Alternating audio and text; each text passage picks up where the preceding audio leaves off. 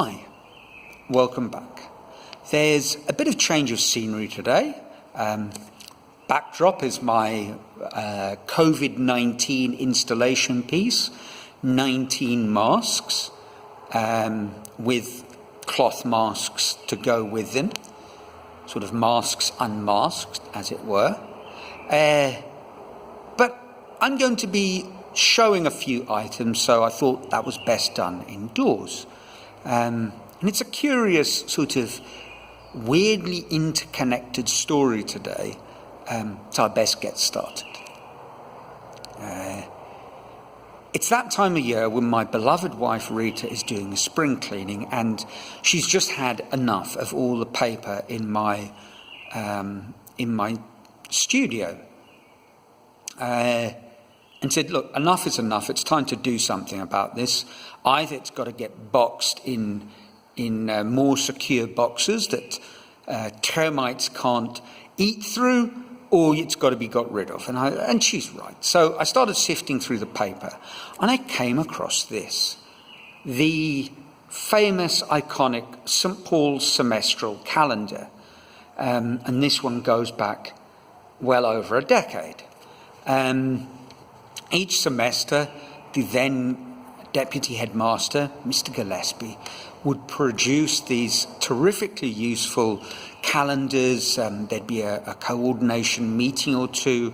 Everything you needed to know was included on it, and I loved them. It was a sort of analog cell phone app before cell phones were a thing that I could keep in my top pocket and jot things down as I went about my business and avoid missing important dates. Fantastic. Mr. Gillespie, actually, it was John Gillespie, very, very amusing chap.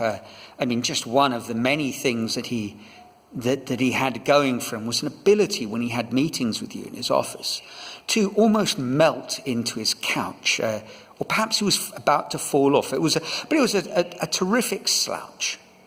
But he actually was a very efficient chap, and these calendars were, well, they saved me. And one day, I was walking around my Form 3 class. Form 3, for those who have a different numbering system, kids of about 14. William pipes up with, who's Larry? So what the hell are you talking about? Now, William was a singular chap. Not just one story connected to him. The most legendary was his excuse for missing one of my maths tests. He missed the test, and I asked him, where were you? He said, well, I was at the hospital getting the bones in my foot reset.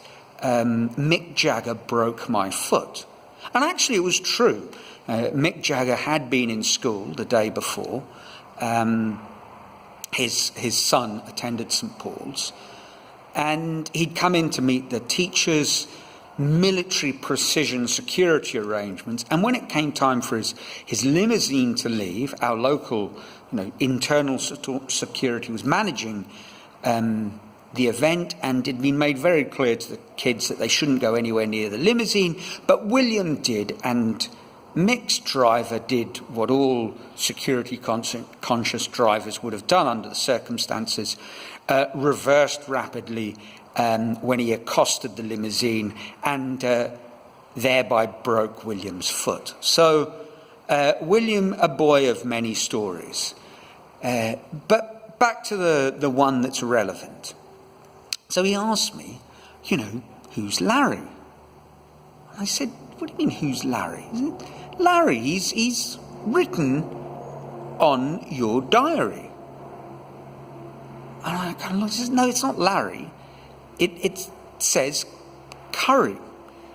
I've made a note because we're coming up to Christmas time and there's the maths departmental curry. And I jotted it down. He says, but why won't you tell us who's Larry? I said, it doesn't say Larry, it says curry.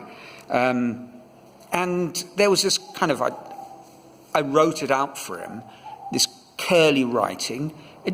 My C's, curly capital C, looked, in fairness, a bit like a Larry, and you could mistake a U for an A. So, yeah, he'd He'd misread Larry for what was written Curry, but he was persistent. But why won't you tell us who's Larry? And the class had had enough by now. I said, William, they were kind of all chanting, there's no Larry, it's Curry. And so he persisted. So I wrote in large capital letters, Larry. I said, Larry, meet William. William, meet Larry. Larry's my diary. Happy now? He said, yes. The thing is, I'd now written Larry at the top of my diary. So as I walked around school, I was besieged with people asking, who's Larry? And I'd say, well, Larry's my diary. Funny you should ask. And it kind of became a bit of a thing, a sort of theatrical prop. And as time wore on, as soon as I received the calendar, I'd write Larry. And children in other classes would ask, who's Larry? And I said, well, if you really behave yourselves, I'll tell you. Or other times, younger kids would ask, who's Larry? And I'd say, the Larry story. And they say, tell us the Larry story. I can't, you're not old enough yet. There were 1,000 different variations, but it's amazing how much mileage you can get out of Larry written on your diary. It was a wonderful thing. It was a wonderful thing until it wasn't, because eventually John Gillespie left the school, he was replaced by Paul Morgan, and Paul Morgan really wasn't an analogue guy. He wanted the school to go paperless, and we did. Much to my chagrin, I loved that diary. What was I going to do now? But I'd found a book that had the solution for me. So the next item in our show and tell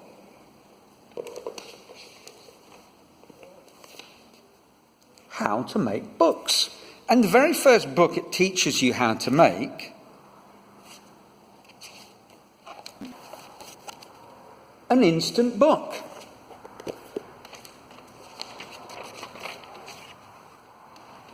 So that's what I did, and I'll show you now.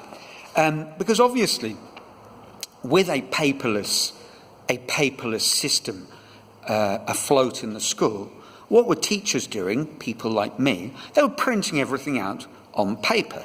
And that meant that the staff room started becoming swamped with even more unwanted printouts than usual. So, what to do with your unwanted printouts? Well, they could join the recycling, overflowing recycling bin, but there's actually, I found a good use for them that solved my diary problem. So you take your A4 sheet of paper, you fold it lengthways down the middle, and then make a good solid crease. Both ways.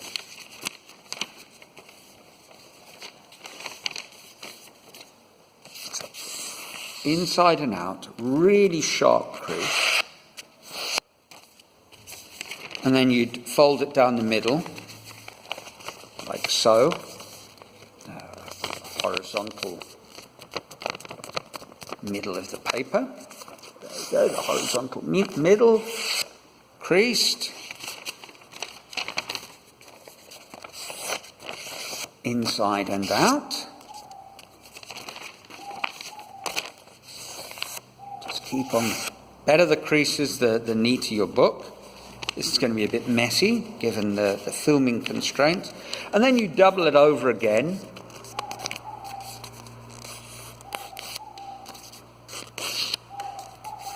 Fold it neatly. Crease it inside and out. We open it out, and you look at it halfway there. There's sort of a line down the middle, a line here, and we take this and we fold it until it meets the midline. There we go. And make it a bit like those sort of paper boats, origami of your childhood and long gone. Double it over, bend it around, and there you have it. Dropped it. An 8-page book. Instant book, 1, 2, 3, 4 pages, 2 sides on each. 8-page booklet. And if I put 2 or 3 of those together with a cardboard cover, maybe stapled them in, I had a homemade calendar that I could then use for my jottings. Very, very handy. And I suppose at this point you might be wondering, what's this got to do with what you've been talking about recently? But it seems to me it's got everything to do with it. Because whilst this is a very neat little book that I can use for sort of pocket-sized jottings, and a good way of reusing what would otherwise be recycled printout paper, if you do the following, so let's just imagine you number 1, 2, 3, 4, 5, 6, 7, 8, you number the pages and then open it out again. You've got a handy plan, and you can actually print out a sheet of paper that can be reproduced for a sort of homemade 8-page fanzine. And I've been thinking this might link in quite nicely to what I want to do. So next week, I'm going to elaborate on that and look at how, this could be sort of in the mix of what I'd like to do. I'm going to leave you hanging in suspense. You can probably guess where I'm going with all of this. But that was the Larry story. William, I'm not sure what you're up to now, but you truly were a student who has been a gift, who kept on giving. So thank you, William.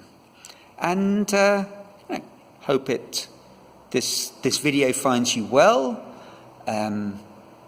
that you're coping with whatever state of play you're in the world of lockdowns, vaccinations and recovery. I trust you're all well.